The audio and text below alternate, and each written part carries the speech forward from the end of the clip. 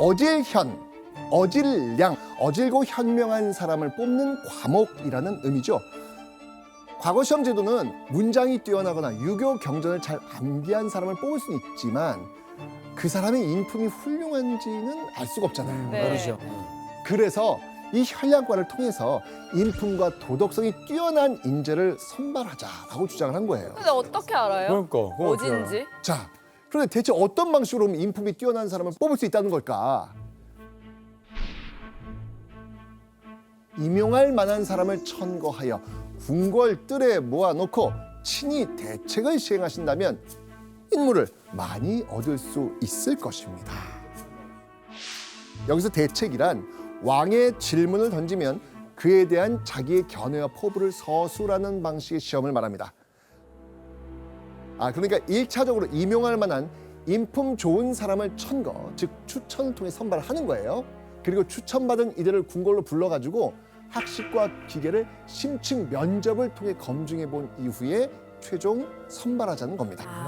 약간 요즘에 구술 면접 같은 맞아요. 거네요. 맞아요. 아나운서 때도 여러 번 구술 면접이 있는데 그 심사위원들 말 들어보면은 얘가 막 정확한 정답이 없잖아요. 그렇죠. 정답을 듣고자 하는 게 아니라 그 대화를 통해서 평소 이 사람의 생각을 파악하는 게 의도라고 하더라고요.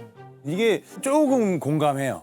제가 원래 경찰 특공대를 보려고 예. 군대 좀 그런 데 갔다 나오고 실기만 해서 합격이었는데 2005년도 제가 딱 시험 보려 했는데 필기가 생겨가지고 체력이나 이건 자신 있었거든요. 네.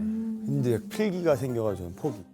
이게 바로 도현 씨를 위한 제도예요. 예. 비록 시험에는 약하지만 예. 몸, 체력, 정신 다 되지 않습니까? 이런 사람을 뽑아야죠. 이게 현량과예요. 아 그래요? 네, 이게 현량과입니다. 오, 괜찮은데?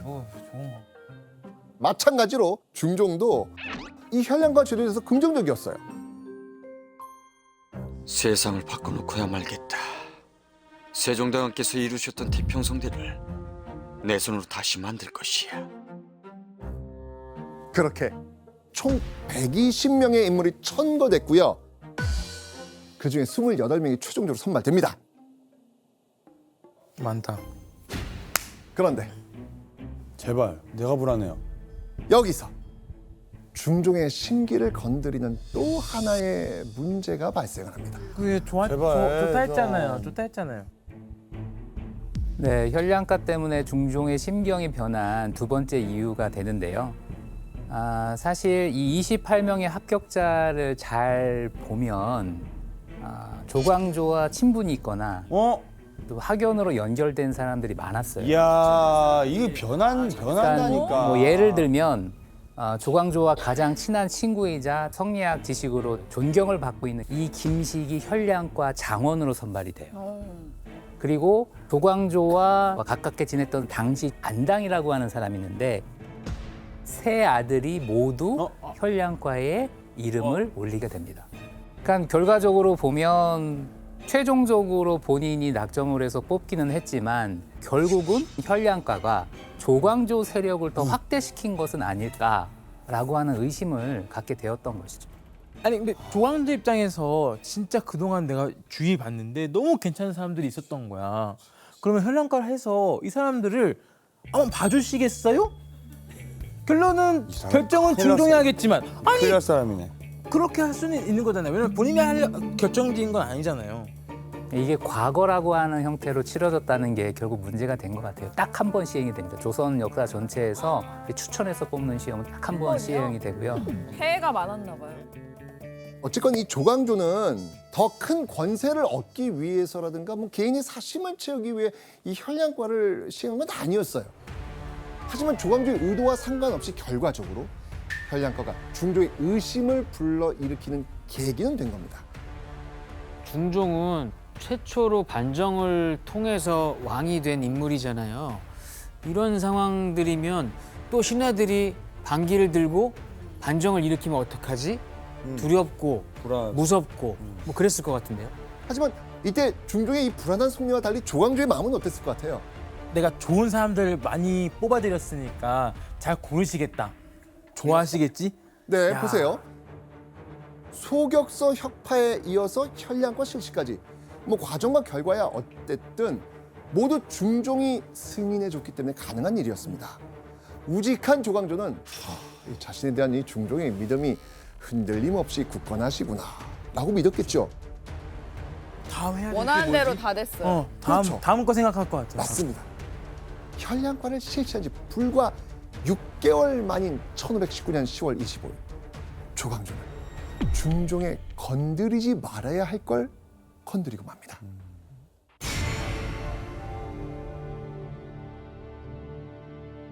이는 영혼이라 병인년의 단정을 부인하고 종당에는 내 보위에 대한 정통성을 부인하자는 것이야. 바로 위훈삭제. 오, 이것도 시험에 들어보셨죠? 공부했습니다. 예. 진짜 들어보셨죠? 딱 나오는 세 가지. 자, 이 위훈삭제 뭡니까? 그러니까 가짜로 받은 그런 훈장을 예. 그러니까 삭제해 버리자는 건데 맞습니다. 그러니까 위훈삭제란 거짓된 공문을 없앤다는 의미입니다. 그런데 이 조광조는 왜 갑자기 위훈삭제를 추진하자고 했을까요? 자, 먼저 중종 반정으로 공신에 책봉된 이들의 수는요 무려 117명에 달합니다. 그 중에는 반정 공신의 친인척과 뇌물을 주고 공신 명단에 이름을 올린 사람들도 있었어요. 공신에 책봉된 사람들은요 명예를 얻는 건 물론이고요 많은 토지와 노비를 하사받는 등 정말 큰 경제적 혜택을 누립니다. 그래서 조광조는 이런 가짜 공신들의 공은 삭제하고 그들의 토지와 노비 국가에 귀속시켜야 된다라고 주장을 하는 것이죠. 그러니까 실제로 그러니까 가짜는 있었다는 얘기예요. 네네네 있었어요. 그럼 왕을 너무- 건드리는 게 아니지. 너무 아니 제대로 된 조광조는 거잖아요. 틀린 말 한 적 한 번도 없어요. 맞아요, 맞아요. 근데 전 좀 그럴 수 있지만 어쨌든 중종 반정할 때 같이 이렇게 좀 해주고 한 거면 그것만으로도 아니 그러니까 예. 사고 팔았다 했잖아요. 그게 가짜들 거를 빼앗는 가짜들이 거예요. 그렇죠. 있는 거니까. 그냥 조광조를 싫어하시는 분 같은데? 계속 쳐다보게 돼요. 계속 쳐다보게 돼요. 근데 저분 자꾸 쳐다보게 돼요. 와. 위훈삭제는 중종 심경 변화의 이제 세 번째 이유가 되는데요. 어떻게 보면 현량과가 이거랑 짝꿍이에요. 그러니까 조광조가 생각하기에는 그래서 현량과로 선발되는 사람들은 가장 이상적인 사람이라면 저렇게 거짓으로 공신이 된 사람이야말로 조정에서 물러나야 되는 사람인 것이죠. 하지만 중종의 입장에서 생각을 해보면 설사 이런 공신들 가운데 거짓으로 공신이 된 사람들이 섞여 있다 할지라도 이 일은 자기가 국왕에 오른 이제 자신의 정통성과 직결된 것이 이제 공신 책봉과 관련된 문제인데 이 부분을 건드린 것은 중종 입장에서는 정말 뼈아픈 것이죠. 심지어는 여기서 더 나아가서 계속해서 자신을 압박하는 조광조를 자신이 제어할 수 없다라고 하는 생각을 본격적으로 하게 됩니다. 이거는 자, 그렇게 이 조광조 세력이 위훈삭제를 주장했을 때 중종 과연 어떤 대답을 내놓았을까? 공이 있는지 없는지는 모르겠으나 작은 공이라도 이미 공을 정하고서 뒤에 개정하는 것은 매우 옳지 않다. 제가 하고 싶은 얘기인데요. 네, 언제 또 공이 있는지 없는지 오래전 일을 어떻게 따지냐고요. 맞아요. 그러나 조광조가 누굽니까? 가야죠. 포기가 없는 남자. 맞습니다. 올바르지 않은 일은 반드시 바로 잡아야 나라가 바로 선다는 생각을 지닌 이 대쪽가선 유학자 조광조 아닙니까? 1519년 10월 25일 조광조의 위훈삭제 발언을 시작으로 제2의 소격서 사태가 벌어집니다. 7번 아래였으나 윤허하지 않았다. 공신에 관한 일을 논의하였으나 받아들이지 않음에 여러 번 아뢰다. 대간이 사직하고 물러갔다. 임금이 대간을 취직하게 했으나 또 사직하였다. 근데 중종이랑 이렇게 부딪혀서 한 번을 양보를 안 하네요. 야 근데 마음. 대박인 게 이틀 안에 지금 저걸 다 했어요. 징하네. 저분 그 결혼하고 자식 들은 있어요? 궁금해, 진짜 궁금해. 이게 왜냐면 가족들이 걱정을 많이 할 것 같아. 제발 좀 아니 또 막 조용히 이럴 좀 거야. 삽시다 이러면 안 돼. 저건 잘못된 거야 이러면 가족들이 얼마나 불안해도 우리 집 자식들 제발. 자, 그렇게 조광조는요, 뜻을 함께하는 사림들과 또다시 매일같이 중종 찾아가서 위혼 삭제 문제를 거론하기 시작한 겁니다. 공식록을 철폐하지 않으실 때 16일 동안 조광조 세력은 끊임없이 중종을 압박했고요. 중종은 윤호할 수 없다, 윤호할 수 없다 질리도록 반복할 뿐이었습니다.